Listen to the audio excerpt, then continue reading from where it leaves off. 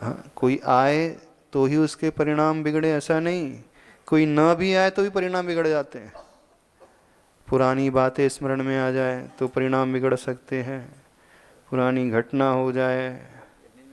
हम्म। हाँ, क्योंकि ऐसे भी उदाहरण आए हैं, रुद्र की जो कथा आती है, 169 महापुरुषों में उनका वर्णन आता है। तपस्वी मुनिराज रहते हैं, सामान्य मुनिराज नहीं, जिन्हें कई सिद्धियां प्रकट हो जाती हैं,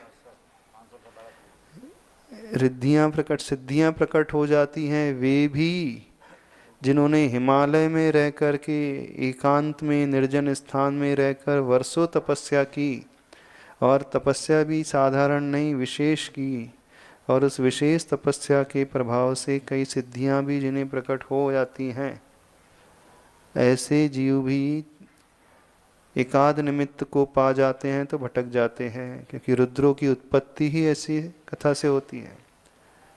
जितना भी ये नियम है, रुद्र की उत्पत्ति किससे होती है? मुनि आरिका के संयोग से ही होती है, ये नियम है। 11 रुद्र जो होते हैं आरिका मुनि के संयोग से ही होते हैं। हाँ, जितने भी रुद्र होते हैं वो तो बाद में प्रायश्चित लेकर के छिदोपस्थापना कर लेते हैं, अपना गुरु से जाकर के प्रायश्चित ले लेते हैं, दंड स्वरूप उसे स्वीकारते हैं, फिर आत्मकल्याण कर लेते हैं। लेकिन उनकी उत्पत्ति इन्हीं से होती है, नियम है ये, वो ही रुद्र होता है। और जो रुद्र हो जाता है वो भी दीक्षित हो जाता है और अच्छी साधना करता है, बाद में वो भी भटक जाता है। जितने भी पुराने पूजा होती है ना, किनकी पूजा होती है? हाँ, बनारस में जो मंदिर था ना, चंद्रपुर भगवान जहाँ से प्रकट हुए थे। हाँ हाँ हाँ, वो मंदिर से जो प्रकट, जो प्रतिमा से प्रकट हुए थे, जितने भी हैं वो क्या है? जो वर्तमान में जो पूजा होती है, शिवलिंग जो होते हैं वो क्या है?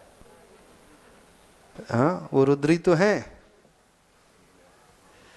कभी पूछना उनसे वो कौन से भगवान की मूर्ति है, कौन सा चिन्ह है वो? हाँ, कौन से भगवान है वो? शिवलिंग जो होते हैं वो कौन सा भगवान है? वो भगवान का तो आकृति नहीं, किसकी आकृति है वो? क्या स्वरूप है वो रुद्र की ही कथा है, उस रूप में आती है। हाँ, चेलना की जो बहन थी ज्येष्ठा, जिससे उसकी पुत्र की उत्पत्ति हुई थी, जो आरिका थी ज्येष्ठा।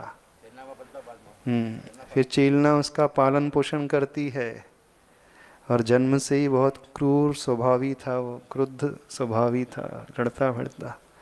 लेकिन उससे वैराग्य हो जाता है, फिर दीक्षित हो जाता है, बहुत कठोर साधना करता है, हिमालय की तरह टीपे रह कर के कई सिद्धियां प्रकट हो जाती हैं, लेकिन बाद में वो भ्रष्ट हो जाते हैं। फिर जो बहुत बड़ा योगी था, फिर वो बहुत बड़ा भोगी बन जाता है, और ऐसा भोगी, उससे बड़ा भोगी कोई नहीं।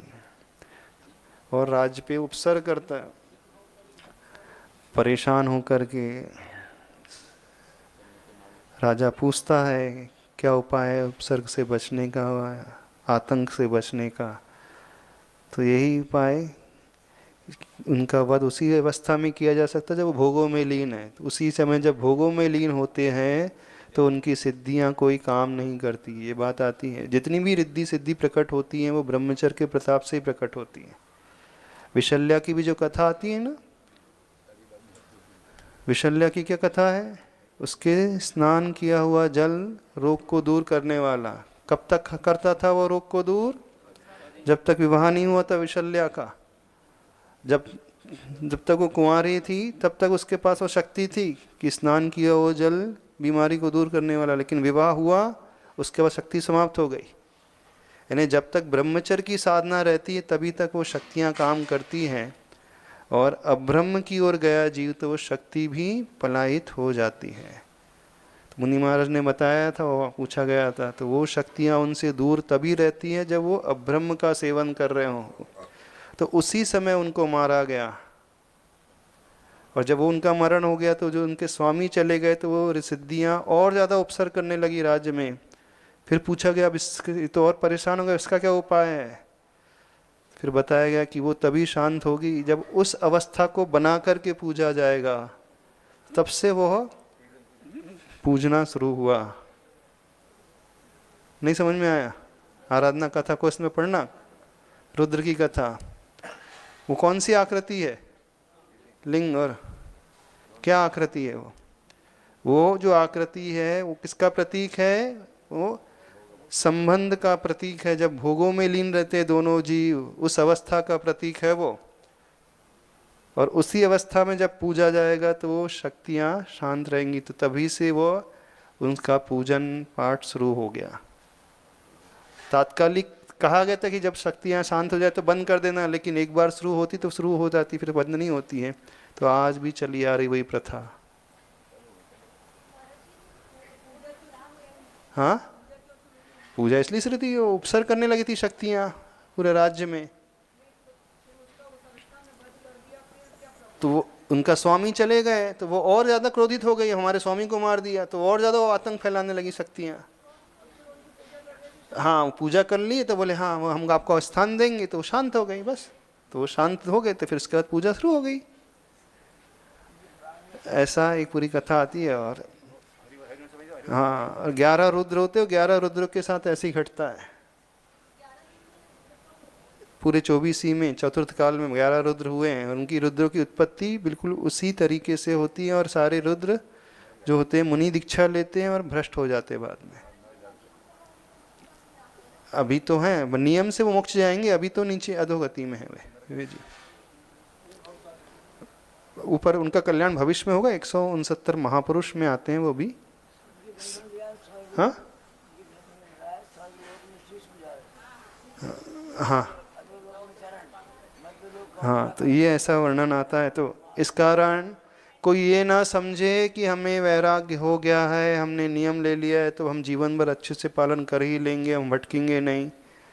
अच्छे अच्छे महापुरुष भी भटक सकते हैं, भटक जाते हैं। हाँ, वो भी ऐसी है सब।